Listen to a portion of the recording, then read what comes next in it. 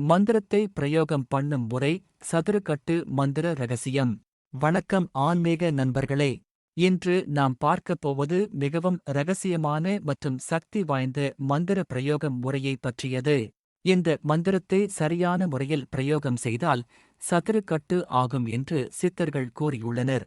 முதலில் ஒரு செம்புத் தகட்டை எடுக்க வேண்டும். அதில் மனித உருவத்தில் பாவை வரைய வேண்டும். ஆண் என்றால் ஆண் பாவை, பெண் என்றால் பெண் பாவை வரைய வேண்டும். பின்பு காடு அல்லது மலைப்பகுதியில் ஓடும் ஊற்று தண்ணீரை சிறிதளவு எடுத்து வரவேண்டும்.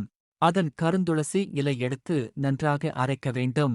அரைத்த தண்ணீரை அந்த செம்புத் தகட்டில் மெதுவாக தேய்க்க வேண்டும். அதன் பின்பு மேலே கொடுக்கப்பட்ட மந்திரத்தை 1008 முறை ஜெபிக்க வேண்டும். மனதில் நினைத்த காரியத்தை நினைத்து முழு நம்பிக்கையுடன் ஜெபிக்க வேண்டும். பின்பு ஒரு சுடலை தேங்காய் எடுத்து அதன் உள்ளே இருக்கும் தண்ணீரை வெளியே எடுத்துவிட வேண்டும். மந்திரம் செய்த செம்புத் தகட்டை தேங்காய் உள்ளே வைத்து மெழுகு கொண்டு நன்றாக அடைக்க வேண்டும்.